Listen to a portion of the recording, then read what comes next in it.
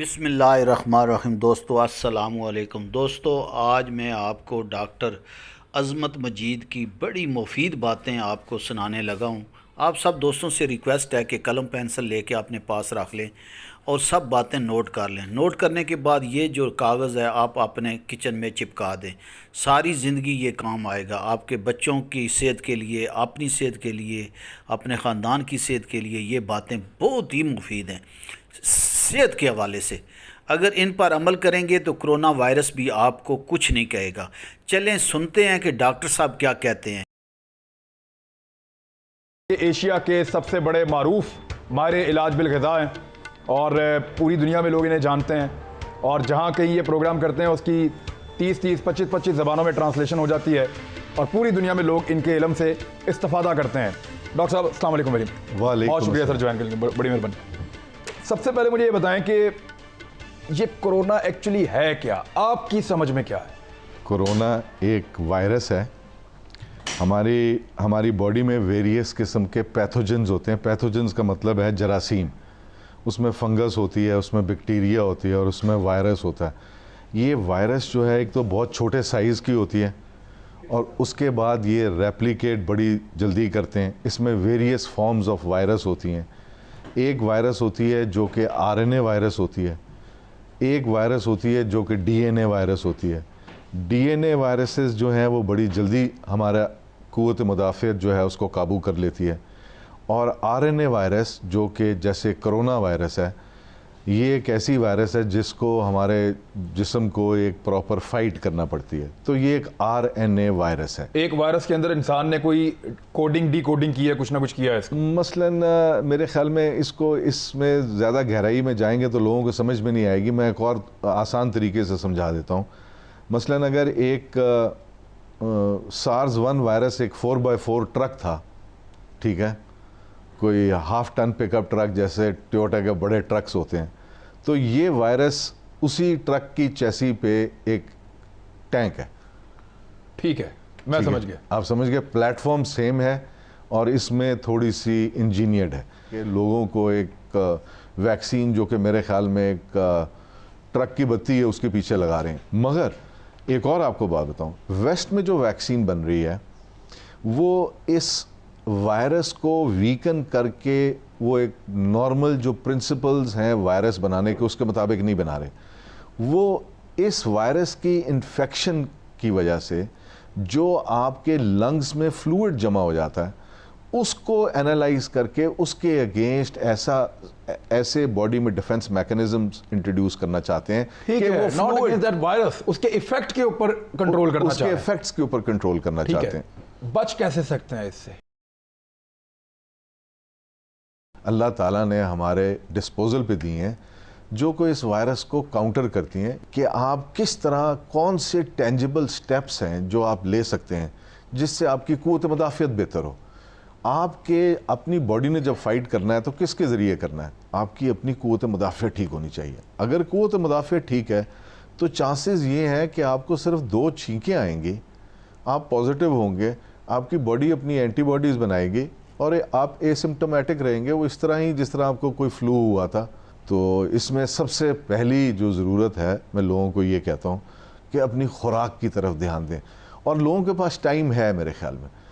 ये अगर आप यानी कि अपना खाने पीने का तरीका थोड़ा सा बदल लें तो आप ये देखेंगे कि ये वायरस इंशाल्लाह हमें कुछ भी नहीं कहेगा। क्या करें? यानी एक आम आदमी आप कह रहे हैं मोटा नहीं होना चाहिए जी, और क्या करें? सबसे पहले तो हाजमा। एक तो इससे डरे ना आपके ख्याल में? हाँ, इससे डरे मत, इससे डरे मत। और दूसरी बात यह है कि मैं अगर टेंजिबल स्टेप्स अगर बताऊं तो सबसे पहली बात कि आपको अपना हाजमा ठीक रखना है। एक बात याद रखिए कि आपका इम्यून सिस्टम जो है, हम मसलन मैं अपनी उंगलियां देख सकता हूं, मैं अपनी आंखें देख सकता हूं, अपने कान पकड़ सकता हूं, मगर मुझे ये नहीं पता कि मेरा इम्यून सिस्टम कहाँ पे है। हमारा इम्यून सिस्टम जो है वो हमारे स्टमक में है। 80% of our immune system is housed in our gut. अब आप ये देखिए, अगर आपका हाजमा ठीक है, अगर आपको कब्ज़ नहीं है, पेट ख़राब नहीं है, तो आपका इम्यून सिस्टम बेहतर फंक्शन कर रहा है। इसको, और अगर किसी का ख़राब है उसको ठीक करने का क्या तरीका है? उसके लिए मैं 2-3 चीज़ें बताना चाहूँगा। मेरे ख्याल में सबसे पहले तो दही का इस्तेमाल ज़रूर किया करें। दही का इस्तेमाल करें जी, पाकिस्तानी नंबर 1। हाँ, दही का ज़रूर इस्तेमाल करिए, हाजमा ठीक करने का। दूसरी बात मैं ये कहूँगा कि लहसुन और अदरक का खूब इस्तेमाल होना चाहिए। हमारे यहाँ तो बहुत मिलती है लहसुन अदरक। लहसुन अदरक मिलती तो बहुत है, मगर लहसुन जो है हमारे गट में ऐसे पैथोजेंस जो कि हमारे इम्यून सिस्टम को कॉम्प्रोमाइज़ करते हैं, वो उनको रिमूव कर देती है। अच्छा, सो लहसुन एक एंटीवायरल भी है और हमारे स्टमक से क्लियर करती है उन पैथोजेंस को जिनका कोई रोल नहीं है अपर जीआई ट्रैक्ट। सालन में पका के खाएं। सालन में पका के खाने से उसकी इफादियत ख़त्म हो जाती है। खत्म या कम? कम हो जाती है। कम मेरे ख्याल में ख़त्म ही हो जाती है, क्योंकि हम बहुत ज़्यादा पकाते हैं। हम तो लहसुन को वैसे कैसे खा सकते हैं? लहसुन को बेहतरीन खाने का तरीका ये है कि उसके छोटे छोटे टुकड़े करें, उसको 5-7 मिनट हवा लगने दें। जब हवा लगती है तो उससे एक चीज़ बनती है जिसको हम एलिसन कहते हैं, जो कि बहुत ज़बरदस्त एक एंटी माइक्रोबियल पेप्टाइड है।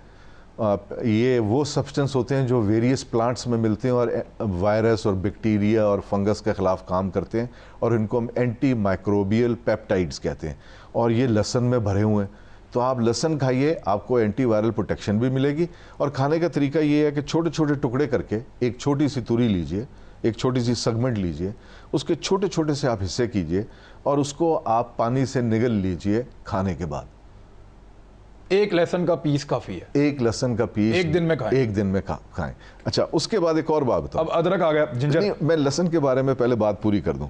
वो ये कि अगर आप 25-30 दिन खाएंगे तो आपके अंदर से लहसुन की स्मेल आनी शुरू हो जाएगी। That is the time to stop. अच्छा जी, उसका मतलब ये है कि आपके वो एलिसन के कंपाउंड्स पूरे हो गए। सो एक बेहतरीन डिफेंस आपको मिल गया। और लहसुन कई लोगों को हजम नहीं होगा, कई लोगों को हजम नहीं होगा। इसलिए अगर आपको हजम नहीं होता तो आप एक पूरी तुरी से ना शुरू करें, एक पूरी सेगमेंट से। आप एक लहसुन का चौथा हिस्सा लेके, छोटा सा हिस्सा लेके सिर्फ वो लीजिए। आहिस्ता आहिस्ता 5-7 दिनों में इसको बढ़ाइए। और जब आप लहसुन लें, जब आप ये गार्लिक के ऊपर आप कर रहे हैं, फोकस कर रहे हैं, तो साथ दही भी ज़रूर लीजिए। दही के बारे में मैं आपको छोटी सी बात, दही में लहसुन डाल के खा लें, पता ही नहीं चलेगा।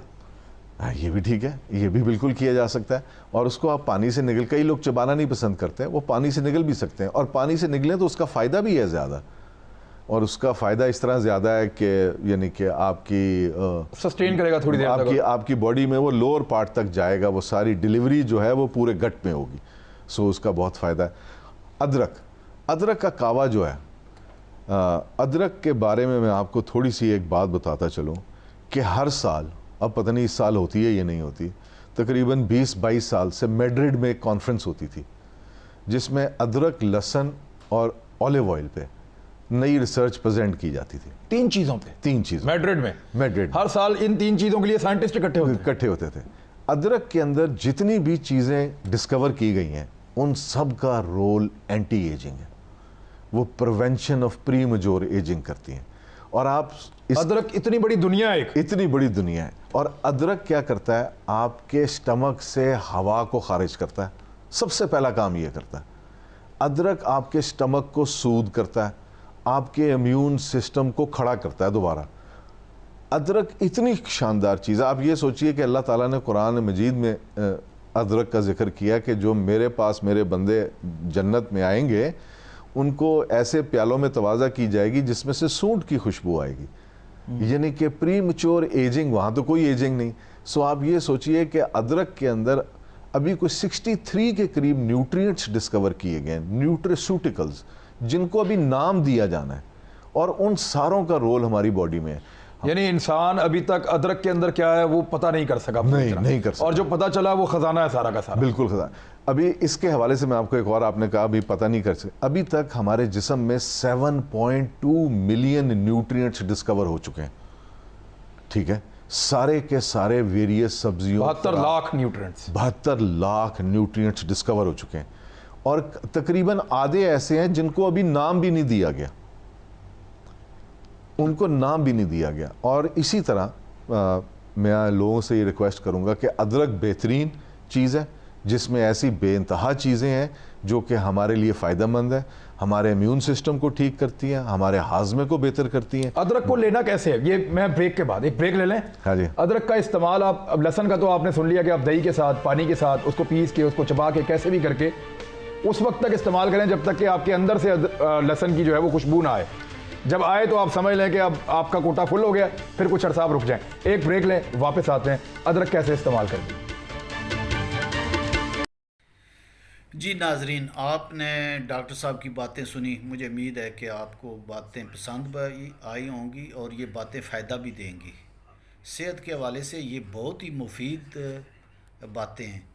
आप इन पर अमल करेंगे तो इंशाअल्लाह आपका इम्यून सिस्टम जो है वो सही रहेगा, और अगर इम्यून सिस्टम सही रहेगा तो समझ लें कि सब कुछ सही है।